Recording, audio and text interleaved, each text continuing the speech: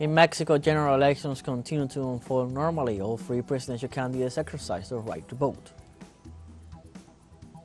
Palestine-Israeli occupation authorities control 88% of water sources in the occupied West Bank, depriving Palestinians the right to access clean water. And in Russia, the armed forces liberated the village of Umanskoye in Donetsk in the framework of this military operation to denazify Ukraine. Hello, welcome from the South. I'm Luis Alberto Matos from the teleSUR studios in Havana, Cuba. We begin with the news.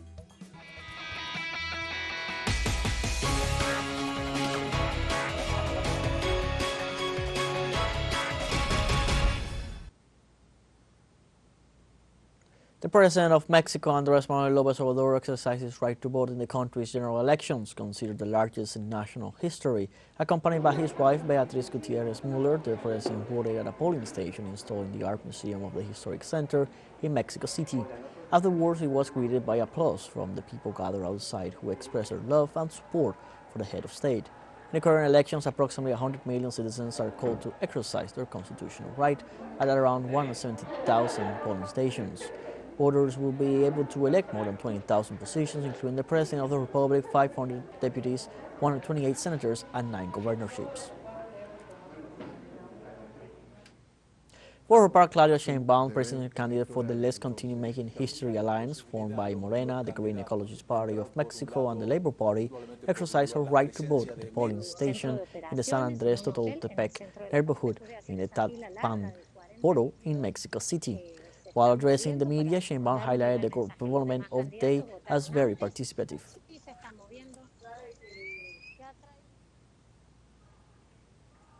Xochitl Galvez Ruiz, candidate for the Alliance Strength and Heart for Mexico, cast her vote at the polling place located in the El Chamizal Elementary School in the Reforma Social neighborhood on the Mexican capital. Candidate Galvez arrived accompanied by her children and Mauricio Tabe, the coalition's candidate for mayor in the Manuel Hidalgo borough, as well as other supporters. The candidate expressed that after her vote, she will go to the Hotel Presidente Intercontinental in Polanco, where she will wait for the closing of the election day, which she described as a celebration of Mexican democracy.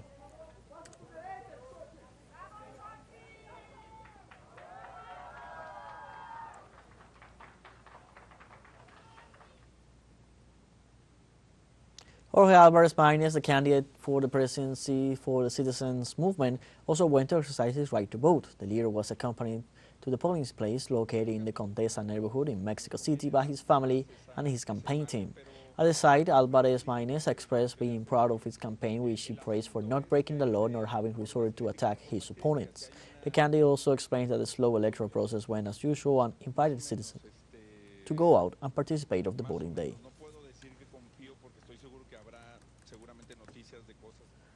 Let's go over the profiles of the presidential candidates. We begin with Claudia Sheinbaum for the coalition Let's Continue Making History. Sheinbaum is a 61-year-old politician and scientist. In 2018, she became the first woman elected head of government of Mexico City with more than 47% of the vote. Claudia Sheinbaum's government proposals include fair salaries for the education sector, the strengthening of the National Guard, and the creation of medical clinics in 154 municipalities of the capital city that do not have the service. Among her proposals are the continuity of the lines of the Fourth Transformation, which proposes an honest model with better salaries and pensions without increasing taxes in the country. And let's now review the profile of opposition candidate Xochitl Galvez running for the coalition Strength and Heart for Mexico. Xochitl Galvez is a 61-year-old computer engineer, businesswoman, and Mexican politician. Galvez was in charge of the Office for the Development of Indigenous Peoples. She was a candidate for governor of the state of Hidalgo and served as senator of the country in 2018. In her political career, Xochitl Galvez was accused of allegedly plagiarizing her work degree at the National Autonomous University of Mexico. She was the general director of the National Commission for Indigenous Peoples in 2003. During the second debate, she added that there are still millions of people in a state of poverty in the country.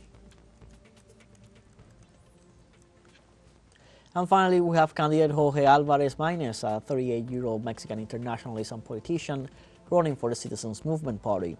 Álvarez proposes the demilitarization of public security, the autonomy of the judiciary, the universal pension system with a gender perspective, and guaranteed access to banking services. In his speech during the second debate, he called for resolving security without militarization, revolutionizing the energy field, having a water plan, and advancing an educational revolution. Alvarez began his political career as a militant of the Democratic Revolution Party in 2003. He was president of the Municipal Strengthening Commission and served as federal deputy of the Congress of the Union. In other news, according to the most recent survey of the Latin American pollster Paramétrica, Nicolás Maduro would win the presidential elections to be held on July 28th with 43% of votes, followed by Edmundo González with 32% and José Brito in third place with 8.2%. Other candidates were below 2.1%. The opinion poll was conducted in Caracas, Miranda, Falcón, Zulia, Mérida, Táchira, Portuguesa, Barinas, Guárico, Anzoátegui, Nueva Esparta, Sucre, Monagas, and Bolívar. It also measured the voting intention for the July 28th presidential elections. 80.30% stated that they will definitely participate, 13.25% said that they might vote, and 3.8% stated they might not vote. 1% do not know yet or have no opinion, while 1.65% were emphatic in stating that they will not vote. The opinion poll also inquired about the national problems that afflict Venezuelans, most with 46.5% pointing to medical and hospital services, 22.3% to public services. It means gasoline, electricity, water, urban cleaning, internet, and 13.4% referring to the economic situation. The poll was carried out from May 7th to May 15th and included a sample of 2,000 house-to-house interviews nationwide with a sampling error of 2.19% and a confidence level of 95%.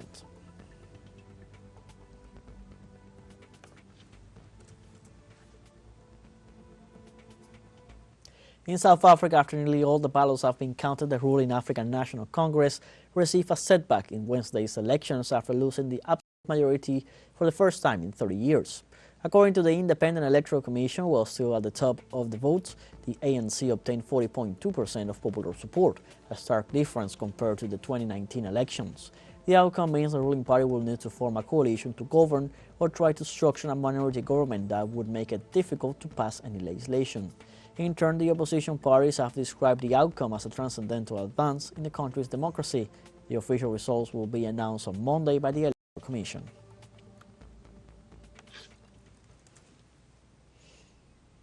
Let's now take a short break, but remember you can join us on TikTok at teleSUR English, where you'll find news in different formats, news updates, and much more. Other stories coming up. Stay with us.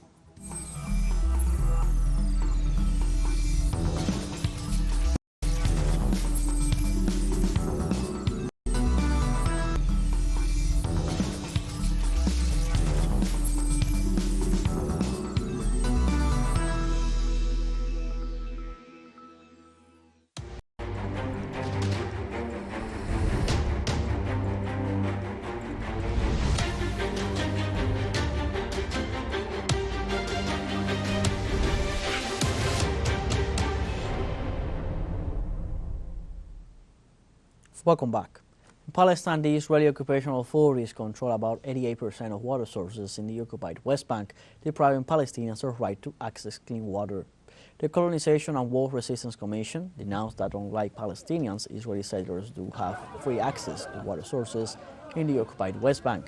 International studies have shown that the Zionist settlers consume 9.5 times more water than Palestinians on average.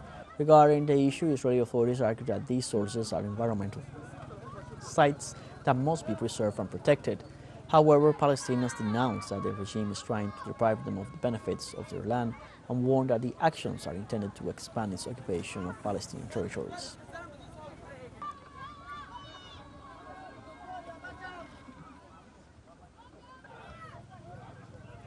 The number of victims in Palestine raised to 36,439 after the latest massacres perpetrated by the Israeli occupation forces. In this regard, local health authorities reported 60 people dead and 220 injured during the last 24 hours. Meanwhile, ambulances and rescue teams are still unable to access the site to recover and assist the victims trapped under rubble. In addition, the blockades by the Tel Aviv troops in some roads prevents the entry of humanitarian aid and supplies for the Gazan population.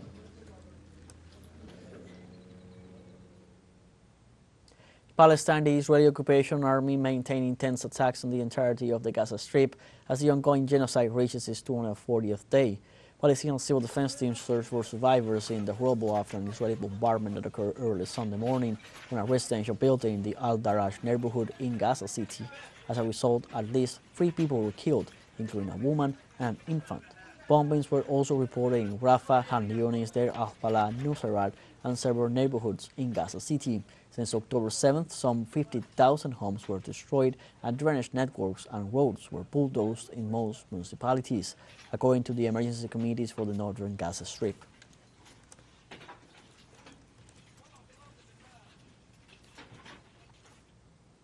Following the withdrawal of Israeli troops, Palestinian rescue and civil defense teams retrieved the corpses of 50 Palestinians in the Jabalia refugee camp in northern Gaza Strip, amounting to 120 corpses recovered in the latest hours. This is the 3rd consecutive day of recovery efforts in the face of a ground offensive that has been going on for more than 20 days. The occupation forces during their offensive wreaked havoc and destruction in the refugee camp, resulting in the killing, wounding, and forced displacement of nearly 200,000 Palestinians.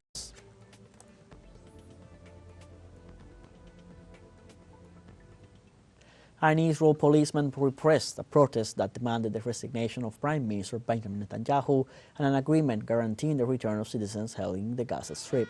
Police officers on horseback charged against protesters in Tel Aviv, where some 120,000 people demonstrated to demand that the government accept the ceasefire agreement announced Friday by U.S. President Joe Biden. According to local media, at least 7 people were arrested during the incident. Protests, which were replicated in several cities, also demanded the resignation of the ultra-right-wing Prime Minister Benjamin Netanyahu and the holding of early elections.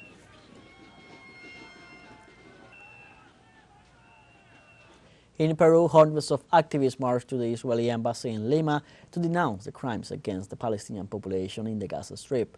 The protest held on Saturday was attended by members of the Palestinian community living in Peru, students and members of pro-Palestinian groups. Once at the gates of the embassy, which were guarded by the police of Lima, demonstrators placed children's shoes, toys and flowers on the sidewalk of the building to denounce the thousands of children murdered by the Zionist entity.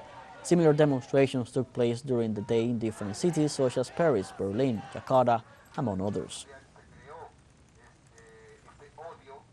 The objects placed in front of the embassy represent children killed in the Palestinian territories. The flowers also have to do with the deaths of innocents that are occurring today in Gaza. The president of Chile, Gabriel Boric, announced his country's adhesion to the lawsuit filed by South Africa against Israel before the International Court of Justice. On Saturday, the Chilean head of state gave his 3rd annual public address before the National Congress in the city of Valparaiso. During the speech, Boric affirmed that his government condemns criminal violence, terrorism, genocide, and aggressions in all corners of the world. In this way, Chile joins Nicaragua, Colombia, Turkey, Egypt, Mexico, and Libya, which also requested to be part of the case, in which Tel Aviv is accused of violating its obligations under the Genocide Convention.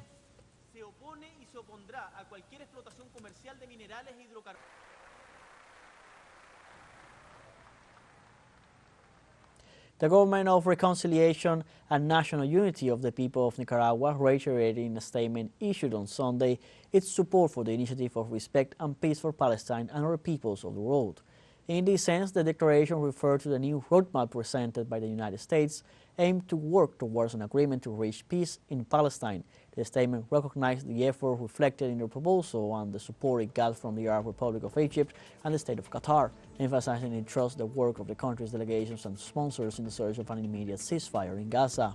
On the other hand, it also adds that Nicaragua demands respect and peace for the Palestinian people and for all the peoples in the world.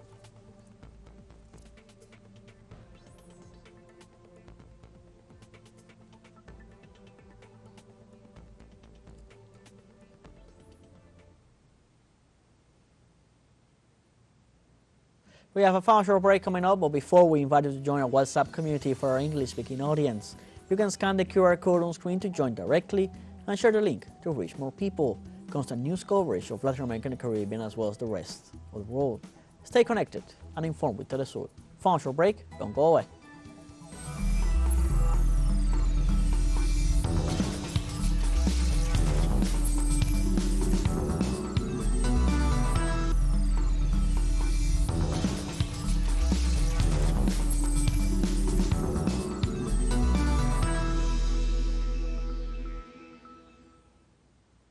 Welcome back. We go back live to Mexico with our team there with Jorge Gestoso and Carlos Montero to continue going deeper in what's going on in Sunday's general election in Mexico.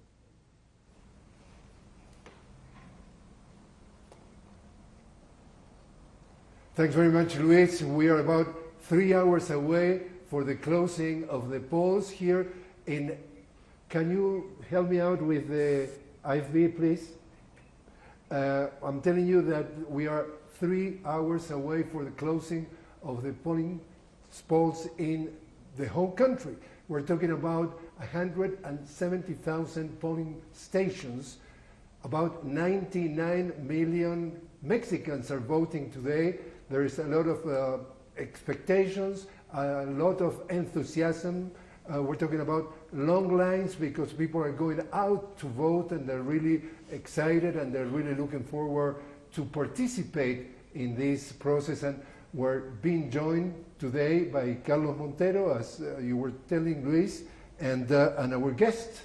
We're talking about Gustavo Lopez Montel, academician, and definitely, so far so good in terms of everything is running fine. So far so good. There were no big incident, and we are going to witness history today, more probably, because there is a big chance that for the first time in this country, a country dominated for the macho man is going to have a woman as a president, something that never happened.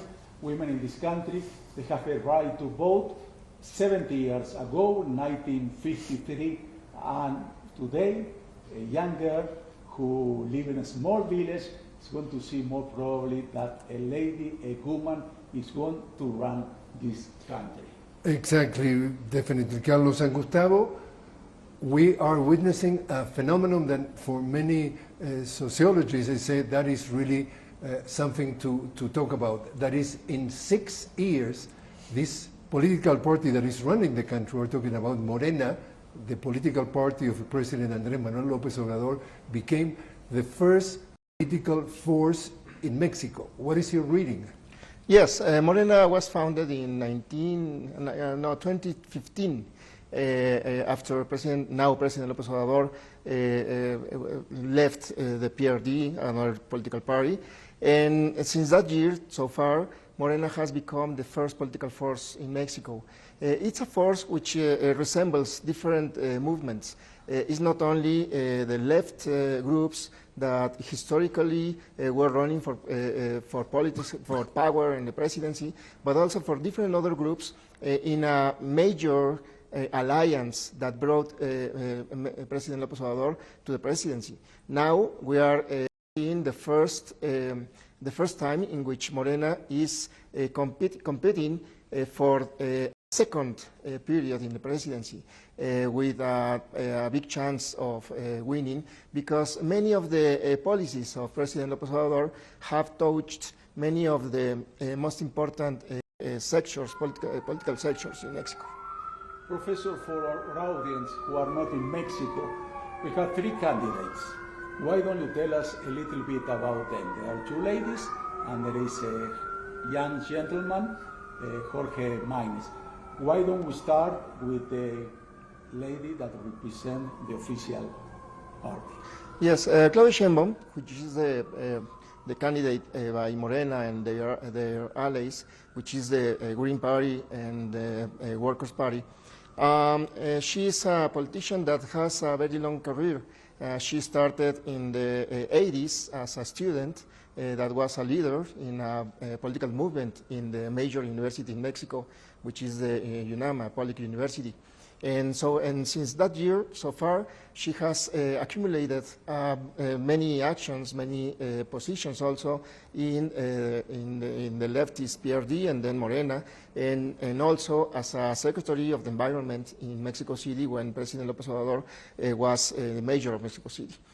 And she's a scientific, that's interesting. She studied physics, she has a doctorate, a PhD in physics. Yeah, she has a PhD in physics. She graduated from Berkeley, I think, and she has studied many elements about climate change. Yes. You were living in the U.S. for quite a while, 7 years, yeah. And also there is a quite large exiled community of Mexicans in the U.S.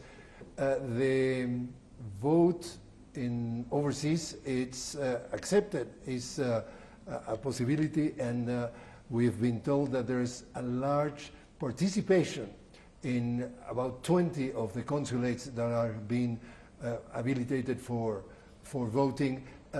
What is the importance of Mexicans living abroad in the life, political and social life of Mexico here? Well, yeah, they send money to Mexico. They are responsible for sending the most important money that comes from we call it remittances in English. Yes, remittances, which is more or less $35 billion so far. So, which is it's more than the money that we get from selling oil to the world. So it's a very large amount of money. And also this is the fourth time in which people living in other countries overseas can vote for the presidency. However, the first time in which they can go to vote to the consulates. Only 20 consulates in the United States and other consulates, for instance, in Madrid and other countries, are receiving the vote in persons. So far, the vote has been electronic by electronic means. However, so far now, they can go to the consulates to vote, which is the first time. There are some numbers that really surprised me, and I want to share with you to show you how important this election and how important it is for Mexicans who don't live here, who live abroad. There were registered in this election 220,000 Mexicans. You know how many were registered in the last election 6 years ago when Lopez Obrador won the election? Less than half, 81,000. Yes. And we have been heard throughout the day today that the 20 consulates that has been open for Mexicans living abroad are overwhelmed, yeah, because definitely there are about 40 consulates, but only 20 has been authorized to that. So basically there's a huge interest, yes, of Mexicans living in the U.S. that they want to participate. Yes, I think there's always been interest. However, the procedures that the INE had, the National Electoral Institute had, were very tough, very closed, and not many people could vote in the past. Now they opened those the possibilities of voting, so for that reason many people registered, and many people that didn't register, they are present in the consulates trying to vote. Trying to vote also here, to give you an idea how important this election is, how people are interested in participate of this Democratic Party. Some places, we have a guest before, he told us he was waiting 3 hours to have a chance to vote. I give you another number that's really interesting. Claudia Sheinbaum, the candidate for the official party, she went to vote, and for being a president, they had the right to say, okay, you don't have to wait, you can go to a special place and do your vote. And she said, no, I want to be like Mexican, and she had to wait. She went very early, half an hour after they opened the polls. She had to wait 40 minutes. The person who could be the president of this country, of the Mexico, wait 40 minutes to have the right to vote. I think it's a nice symbol. Well, I have to be skeptic. That's what people think. I don't know if every day is a holiday, if every day she does the line as just like regular citizen. But let's give her the benefit of the doubt. Quick question. Do you think that you yourself you're getting the sense that yourself and your country is changing? Yes, well, we have a lot of changes. Many of those changes are related to the treaty that we have with the United States, because they have the economy has grown greatly during the last 20 years, and now, for instance, we depend in 80% of our exports and imports from the United States, which is an advantage, but it's also a risk, because we are not looking at other places. Europe, for instance, Asia.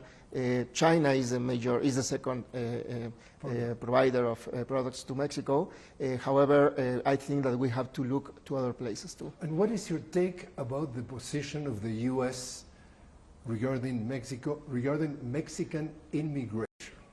Yeah, well, Mexican immigration to the United States has increased during the last years. But what I'm telling exactly is we have a presidential candidate. Yeah. We're talking Donald Trump. And he's saying in this political campaign, the migrants are poisoning the blood of our country. Your reaction? Well, I think that is a political, an electoral flag. I mean, but they're talking about Mexicans, your citizens. Yes, I know. What is your reaction to that? Yes, I know. Obviously, we get angry when he says that. However, there's a breach, yes, between what he's saying and what he actually did in the past when he was president regarding immigration. He wanted to build a wall. He was not really very timid, very shy. Yeah, but he didn't build it. I think he tried. What he did, yes, because Congress didn't give him the money. However, what he did, and that's an important point for me, was to pressure the Mexican government in order to put a wall made by Mexican soldiers in the south. Which I think that's a very important element. He pressured the Mexican president Peña Nieto first, and then López Obrador, and they agreed with closing or trying to close the flow of immigrants from Central America to Mexico. And then in Mexico is acting in fact as a third country space for immigrants. They have to wait here several months and years in order to get a visa. And now, however, now many of those immigrants are becoming part of Mexico. Many of those immigrants are now staying in Mexico. Professor, we are running out of time, but I would like to get your impression very, very short, because what Jorge is saying is right, or what Trump is saying about the Mexicans that go to the USA. But many people say in the USA that Mexicans complain the way the USA treat them. They don't treat well the people from Central America who are in transit in Mexico and are going to the USA. Briefly, what do you think about that? Are they right when they say that? Yes, we have many problems of human rights in Mexico regarding immigrants. We don't have to forget all those immigrants that have died in Mexico because of atrocities by authorities, by criminal and many groups that threaten them when they come to Mexico in order to go to the United States. Thank you very, very much. Thank you very much. Thank you. Gustavo Lopez Montel was joining us to put in perspective what we are living in this historical day with the presidential and general elections in Mexico, and we are keeping you up to date throughout the afternoon, evening, and when we get the results that we believe is going to be somewhere between 11 p.m. and midnight. We get back to you, Luis. Thank you, Jorge and Carlos, and also your special guest, Gustavo Montel, for all the information you're bringing in from the South, and our viewers to keep going on what is happening this Sunday in Mexico. For now, we have come to the end of this news brief. Remember, you can find these and many other stories on our website at telesurenglish.net. Also join us on social media, Facebook, X, Instagram, Telegram, and TikTok. For TeleSUR English, I'm Luis Alberto Matos. Thank you for watching.